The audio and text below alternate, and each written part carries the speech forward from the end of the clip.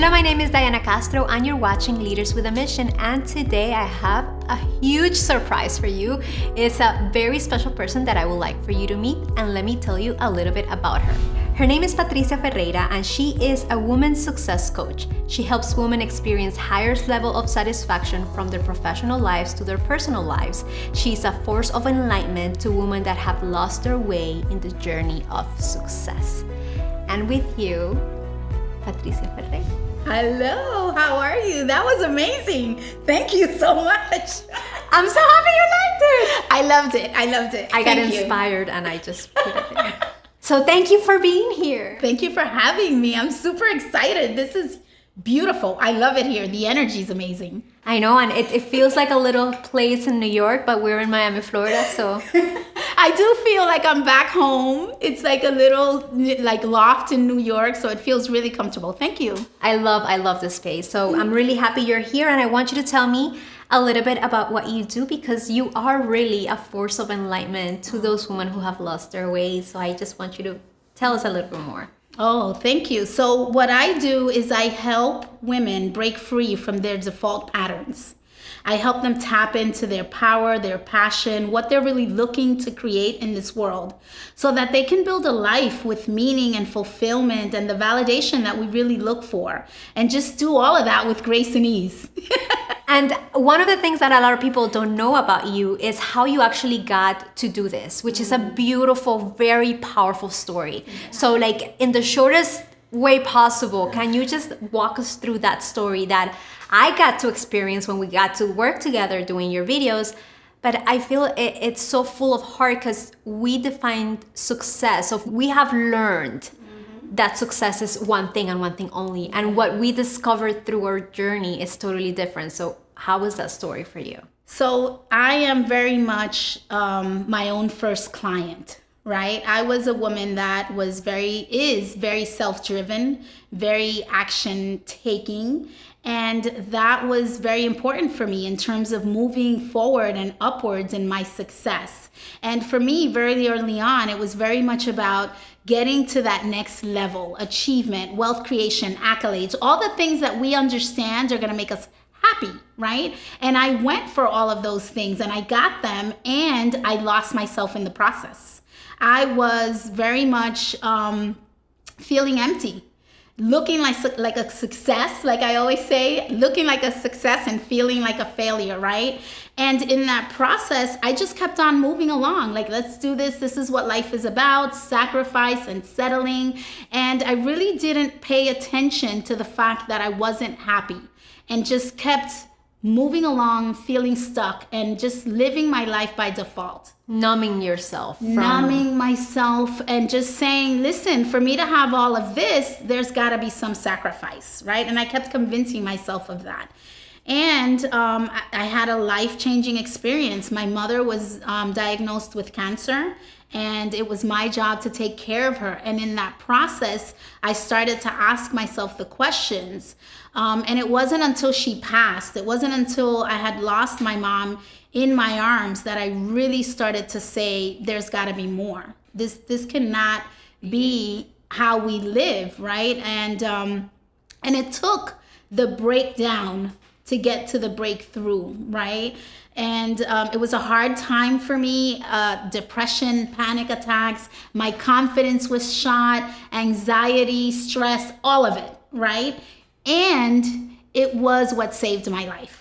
So even in one of my talks, I talk about how my mother's death saved my life. And it's because being in that space, I was able to really look at myself and say, I'm going to reinvent myself. I'm going to put the pieces back together again. So that's where it all started. And then walking away from like leading a 500, like a Fortune 500 company, like you were one of the top executives leading Latin America, and walking away from that. How did you went through that process? It was a very scary process, and it's a process where you're questioning everything and you're in fear 24/7, right? It's like your way of being is questioning and fear and asking yourself if you're going in the right direction. And there's this burning desire within you, a little light that says, yes, there's something at the end of the tunnel. Yes, this is the direction to go in. And when you listen and follow it, magic happens, right? So it's not easy. It's not easy. But it takes true leadership, not only in self-mastery, but also leadership to do what's necessary to get to the place where you want to be. So what is your personal definition of leadership, especially in what you do? So for me, it's very important to add a word to the leadership term at this stage in my life, because I've always been a leader. And for me, what took and made a difference was feminine leadership. Yes. It was about tapping into more of my feminine skills, because I had the masculine skills, being driven, being disciplined, getting things done. Like I had that. That was very much my makeup. And I was able to incorporate compassion, self-care, nurturing, putting myself first, right? Having that positive self-talk and not that negative chatter that we just viciously beat ourselves up with. So I could honestly say that for me, the best type of leadership that got me out of my stuckness was the feminine pieces of it. That's so beautiful. Thank you. Because there's no, and I want to make a distinction because a lot of people get this messed up. Some people, they have this belief that when we talk about it, we're like trying to go against masculinity, or we're trying to make it something wrong. And there's nothing wrong about masculine energy or even feminine energy. It's just how do we show up in our full essence, Yes. in our full self essence, Yeah. to be the best version of who we have to be. And that's the beautiful part, that it's not that you're shutting people down. No. To the contrary, it's how do we tune up our inner being to really allow ourselves to give ourselves permission to be, which is so beautiful. Yeah, I mean, for me in the beginning, it was, I didn't even know that's what I was tapping into, right? Now I could call it feminine energy. I just knew that there was a piece of me that needed something more than get up and do it and shake it off. It was more being called to like sit with it and understand it and tap into it, right? So, and that's where my brand came from. Like my brand is Boss Lady, right? Divine, start as a boss lady and turn into a divine boss lady, because I truly believe that it's the balance of the two things that make us a best version of ourselves. Unstoppable. So when you are just tapping into the masculine skills, you're more of that boss lady archetype that we're familiar with, right? Where you're controlling and you're very much action driven and kind of hardcore. There's judgment there sometimes. And it's just, it doesn't give a lot of room for you to be self-expressed, for you to be authentic, for you to take imperfect action, right? And then when you mix the two, the masculine skills and the feminine skills, you're just unstoppable. Yeah. That balance, that's where the magic happened for me. That's beautiful, because the women that you often serve are women who have lost themselves because they have muted that femininity, because it's required of them to be bosses. Yes. And it is okay to be at that space. It is okay to be this, badass. But it's also okay to lead with compassion and love and self-care and nurtured and fun and, just the sprinkle on top of, everything else. So it's so beautiful that you allow women to really tap into their inner self and inner beauty and inner child to be brilliant. So let me ask you this. What leaders or what books inspire you to become a better leader? Wow. So for me, it was very much a mindfulness and spiritual path, right? Because in the past, in my career, I did a lot of personal development. I did a lot of personal development because in the companies that I worked for, they invested in me. And it was when I had my breakdown that I realized that I had done a lot of leadership development. And what I needed was the actual personal development. So what awakened me and caught my eye was very mindful and spiritual work. So one of the books that woke me up was Marianne Williamson, A Return to Love. Oh my God, everybody's been mentioning that Really? book. Have you read that book? Not yet. It's but amazing. it's in my I mean, Yeah. it's in my list, my Amazon Yes. Well, list.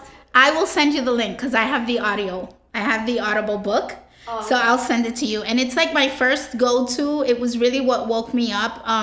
She talks about all the principles of A Course in Miracles, which is what teaches love you that. that we're not here by ourselves, that it doesn't all depend on what we have the capacity to do. The universe really has our back, right? So that was huge. And then from her, I navigated to Gabby Bernstein. Like, she is one of my spiritual mentors, right? And she talks She's so about beautiful. the universe has your back, and she talks about A Course in Miracles as well. So that's where I kind of started, and then I moved into a lot of the other books that manage the leadership from the place of embodiment, from the place of modeling it for others. So I've got, like, I love books, and there's so many I can go on, but those are two. If you want to get started, those are two to go with. I always ask because I know that leadership and mindfulness and just soulfulness leave a trait behind. Like, this is not something that just happens. You feed yourself with beautiful information that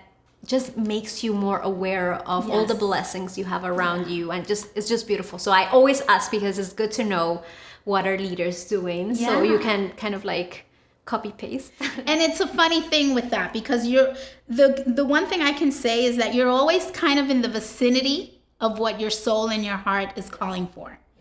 And there's so many breadcrumbs. Yes. There are so many little things that if you pay attention and you're present, you're being called to, and you could kind of give yourself some time to step into that. So definitely go check them out. You'll love them. I will. That's in my list of, I have purchased 4 books. I'm finishing the second one. I still have like 2 more that I'm like, I have to get there. Oh my Isn't God. that always the case? But anyways, and I only do audiobooks because that's the only way for me to read, if Yeah. not. So I'm gonna send you the link. For me, it's easier. Driving in between meetings and stuff, you get there. that's how super you feed enlightened. your soul in the meantime. Yeah. So I wanted to ask you, what kind of legacy do you want to live in the world? How do you want to be remembered?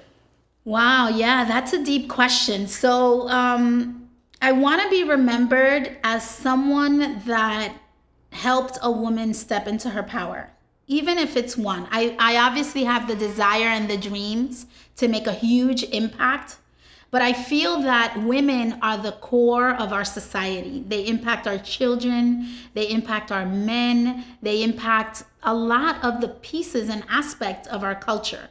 So for me, it's, something like I had a conversation with Patty, and it made me step into my power.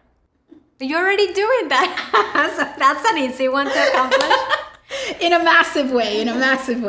That's awesome. So tell us, for those people who might want to contact you or learn more about what you do, because you don't only coach, but you also do retreats and you also do speaking engagements, and you just, sprinkle the world with awesomeness. Where can they find you?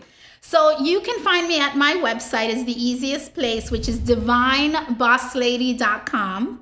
And I do retreats, which is where my heart lies. They're 3-day immersions. We go to beautiful places on the planet to really tap in deeply. My next retreat is in Costa Rica. So we're going to have amazing fun there.